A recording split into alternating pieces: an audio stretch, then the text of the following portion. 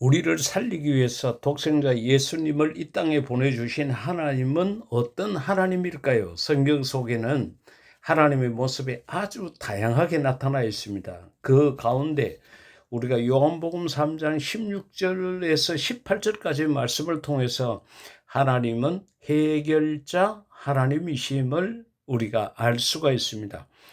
제일 먼저 우리가 생각을 해야 될 것은 우리 인류의 최대 과제가 무엇인가 하면은 죄 씻음을 받는 일입니다. 죄에 대한 용서를 받는 겁니다. 그런데 로마서 3장 23절을 보면은 모든 사람이 죄를 범하였음에 하나님의 영광에 이르지 못하더니라고 이야기를 했습니다. 그러니까 이 땅에 태어난 모든 사람들은 전부 하나님 앞에 죄인입니다.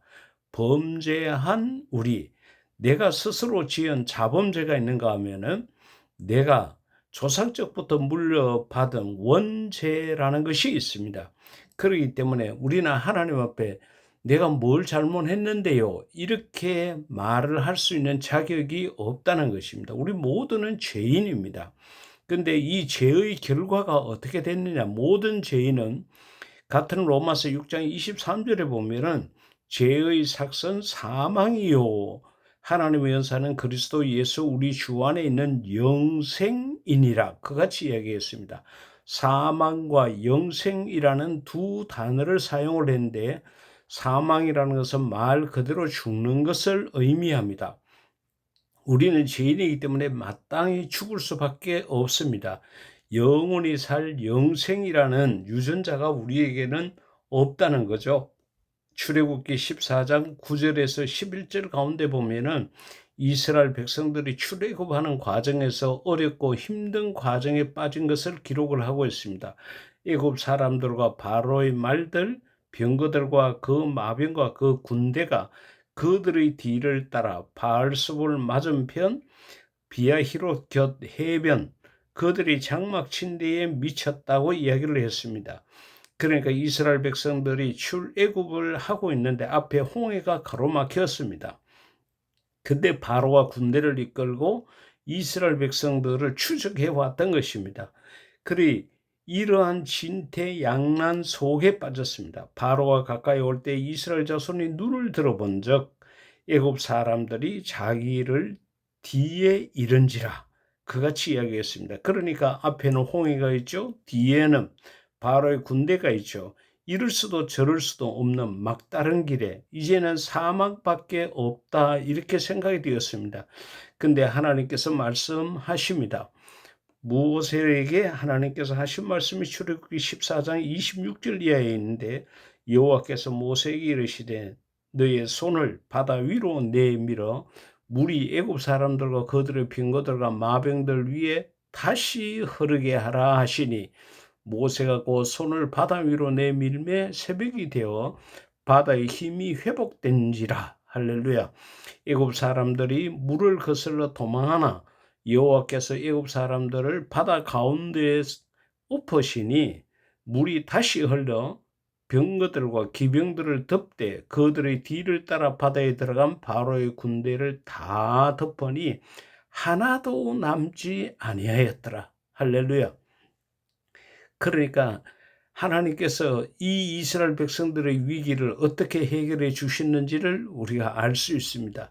앞에는 홍해가 놓여져 있고 뒤에는 바로의 군대가 왔지만은 하나님께서 모세를 명하여 손을 내밀라 했을 때에 바닷물이 갈라지게 되었고 그 갈라진 바닷물 사이로 이스라엘 백성들이 다 건넜는데 문제는 바로의 군대도 그 마른 바닥을 통해서 바다 사이로 들어왔다는 것입니다. 이스라엘 백성들은 불안해했지만은 하나님께서 다시 모세에게 너의 손을 바다 위로 내밀어 물이 애굽 사람들과 그들의 병거들과 마병들 위에 다시 흐르게 하라.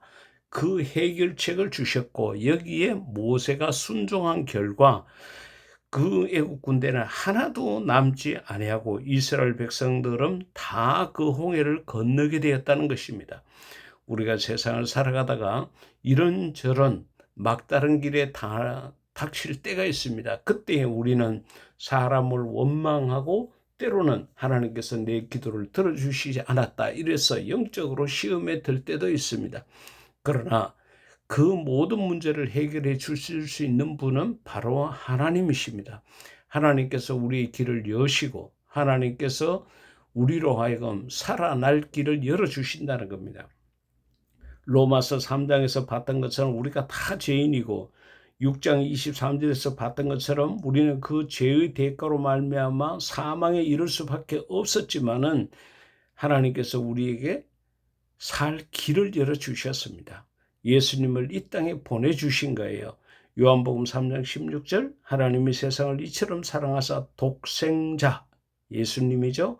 이를 주셨으니 이는 그 예수님을 믿는 자마다 멸망하지 않고 사망하지 않는다는 겁니다. 영생을 얻게 하려 하심이라 하나님께서 길을 열어주셨다는 겁니다. 그래서 하나님이 그 아들 예수님을 이 땅에 보내신 것은 세상을 심판하려 하심이 아니요 그 예수님으로 말미암아 세상이 구원을 받게 하려 하심이라.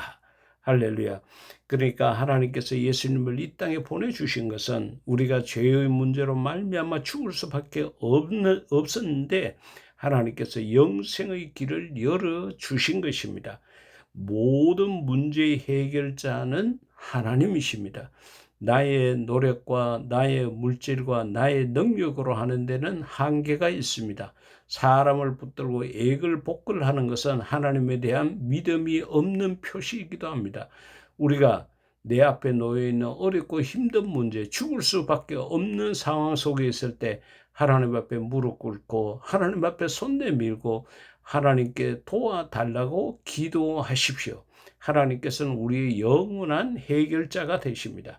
가장 우리 인류의 큰 숙제였던 죄 문제를 예수님의 탄생으로 말미암아 해결의 길을 열어주신 그 하나님은 지금 또 살아계시고 우리를 지켜보고 계시고 우리의 기도를 듣고 계십니다.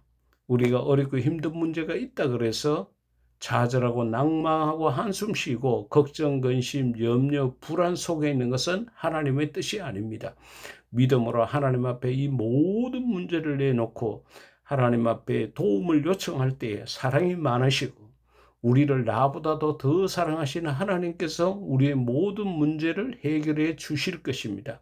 살아가다가 이런저런 장애물을 만나고 어렵고 힘든 일을 만났을 때에 우리는 나를 너무도 사랑하시는 하나님 앞에 나의 도움을 요청하는 것이 필요합니다. 인간적인 방법으로 사람을 붙들고 이 문제를 해결하고자 할 때는 더 마음의 시험을 받고 상처를 받고 힘든 과정 속으로 빠져 들어갈 수밖에 없습니다.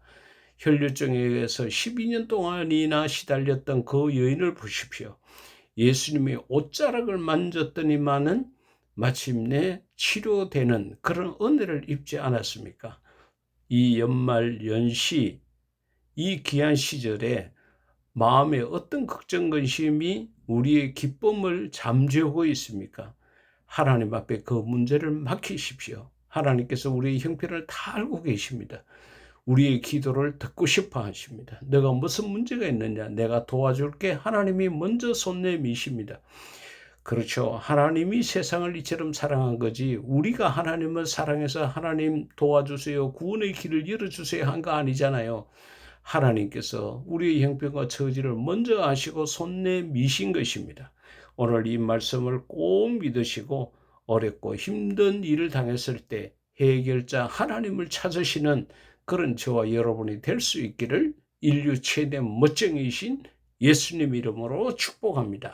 아멘.